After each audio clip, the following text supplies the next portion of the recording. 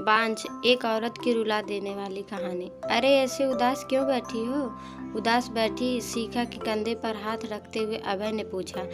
अपने मनोभावों को छुपाते हुए शिखा हड़बड़ा कर उठी। कुछ नहीं, ऐसे ही बैठी थी। आपके लिए चाय बना दूं? शिखा के माथे पर खींची लकीरों को देखकर अभय को अंदाजा तो हो गया था कि कोई तो विशेष घटना घटी हुई है। अभय ने रसोई में शिखा के पास जाकर प्यार से पूछा, शिखा तुम्हारे चेहरे पर उदासी मुझे अच्छी नहीं लगती। क्या बात है, बताओ ना। अभय के प्रेमपूर्ण स्पर्श ने जैसे उसके तपते मन पर बर्फ सी रख दी। शिखा की आंखें पिघल उठी। क्या मैं इस कलंक से मुक्त नहीं हो सकती? अभय उसके दिल की बात समझ गया। उसे सोफे पर बैठाया, खुद ही दोनों की चाय कप में पलट कर लाया और फिर प्रेम से पूछा, क्या हो गया आज जो तुम्हारा दिल इतना भर आया है? क्या घर से फोन आया था? शिखा ने न में सिर हिला दिया। अभय के बराबर पूछने पर आंखों में रुकी नहीं नदी बहने लगी।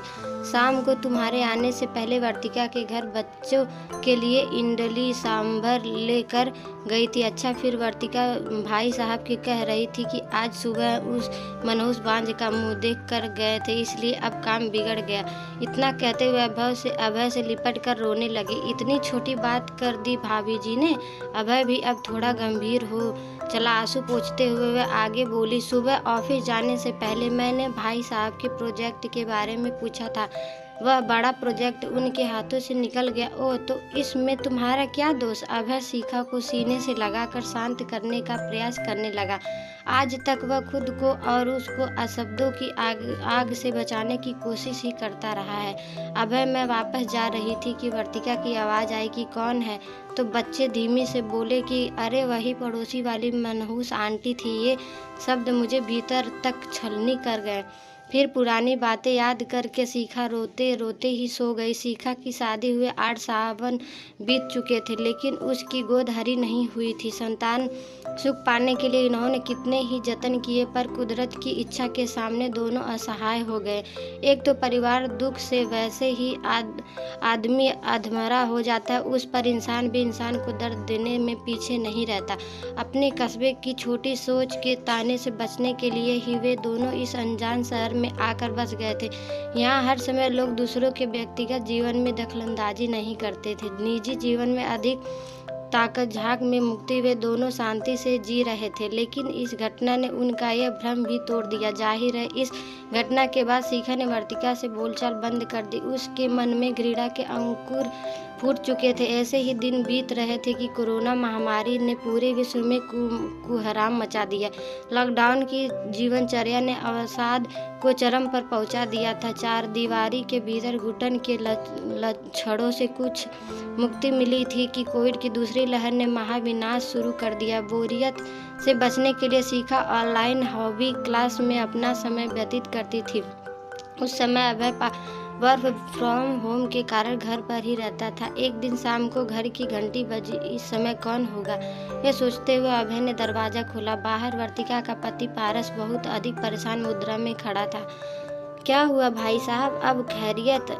अभय ने उसकी परेशानी की रेखाएं पढ़ते हुए पूछा। भाई साहब, वर्तिका का ऑक्सीजन लेवल बहुत डाउन हो गया, उसे अस्पताल में भर्ती कराने जा रहा हूँ। अरे जल्दी कीजिए, बताइए मैं भी चलूँ? अभय ने अपने मास्क ठीक करते हुए कहा। पारस ने हाथ जोड़ते हुए कहा, भाई साहब घर में दोनों बच्चे अकेले हैं, आप और भाभी जी उनका ध्यान रखिएगा। जी जरूर, आप निसंचित रहिए, भाभी जी को जल्दी अस्पताल पहुँचाइए। अंदर शिखा दोनों की बातचीत सुन रही थी। पारस के जाते ही उसने तुरंत अभय को टोका। आप भी कितने नासमझ बनते हैं। वर्तिका को कोरोना है, घर के सभी सदस्य संदेह के घेरे में हैं, हम क्या मदद कर सकते? अरे ऐसी समस्या आई है, मदद तो करनी ही होगी। अपने दुनिया भर के रईस रिश्तेदारों का गाना गाते हैं, उन्हीं को बुला लेना। तुम भी कैसी बातें करती हो? इस लॉकडाउन में कोरोना के डर से कौन रिश्तेदार आ जाएगा? शिखा का तो रत्ती भर मन नहीं था, लेकिन अभय की नाराजगी के आगे उसकी एक न चली। वह फोन पर पारस को कुशलक्षेम पूछता। वह भी शिखा को बिल्कुल पसंद नहीं आ रहा था। 2 दिन बीत गए थे कि पारस की रिपोर्ट भी कोरोना पॉजिटिव आ गई। अब तो स्थिति बहुत खराब हो गई। कोई रिश्तेदार मदद को आ नहीं पाया। उनके दोनों बच्चों बच्चों दिव्यांश और दृष्टि की देखरेख की जिम्मेदारी अभय ने ले ली। शिखा को यह समझ फूट आँख नहीं सुहा रहा था। इसी कारण दोनों के बीच तल्खियाँ भी बढ़ गई थी। शिखा जब भी दोनों बच्चों का खाना पैक करती तो उसके घृणास्पद हाव भाव से अभय का मन खिन्न हो जाता। वह वर्तिका को निशाना बनाकर कुछ न कुछ बड़बड़ाती ही रहती। इसी कारण बच्चों की रिपोर्ट नेगेटिव होने के बावजूद अभय उनको घर नहीं लाया।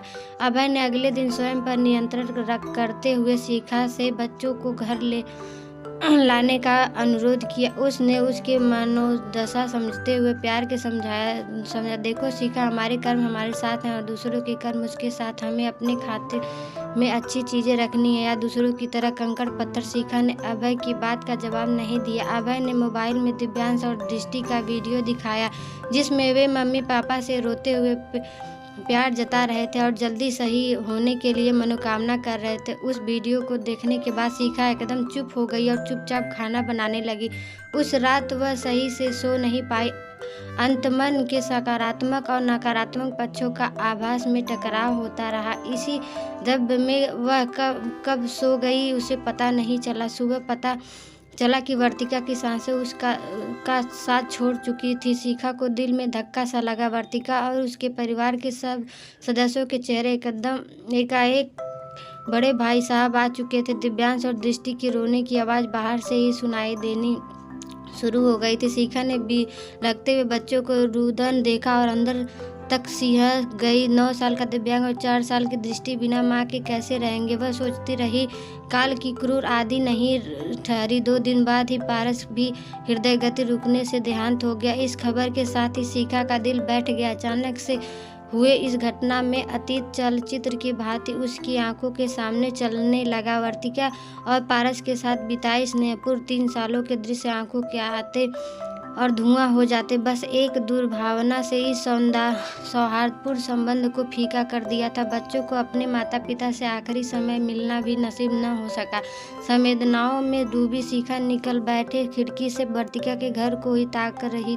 शाम को उदासी भरी खामोशी तोड़ते हुए उसने भरी आंखों से अभय को देखा और कहा, अभय, वर्तिका के परिवार पर जो बीती उसने मेरा मन बहुत झकझोर दिया। क्या कर सकते हैं, हम सब बेबस हैं। अभय की आंखें बंद करते हुए कहा, मैंने बहुत सोचा तो पाया कि अब उन बच्चों को कोई भविष्य नहीं है। शिखा, ज़्यादा परेशान मत हो, हमारे बस में कुछ नहीं। शिखा चुप हो गई। क्या कहना चाहती हो तुम? क्या हम उन दोनों को हमेशा के लिए अपने पास नहीं रख सकते? अभय यह सुनकर अवाक रह गया। शिखा की तरफ से इतने बड़े फैसले पर वे विश्वास ही नहीं हो रहा था। कानूनी तौर से हो पाए या नहीं, लेकिन मैं उन दोनों बच्चों की जिम्मेदारी पूरी तरह से उठाने को तैयार हूँ। उनकी माँ की तरह आप घर वालों से बात करके देखिए। अभय एकाएक शिखा की ममता भरा चेहरा देखता ही रह गया। शिखा की आंखों से करुणा का झरना फूट पड़ा था जो उसके पथरीले विचारों को पूरी तरह भिगो चुका था। आज तो अभय की आंखों में भी पानी की बूंदें उतरने लगी। समय की गर्म आंच से शिखा के मन के सभी बुरे भाव जल चुके थे। अब उनके आंचल में केवल ममता ही ममता भरी थी, जिनने उसे 2 बच्चों की माँ बना दिया था। Please like share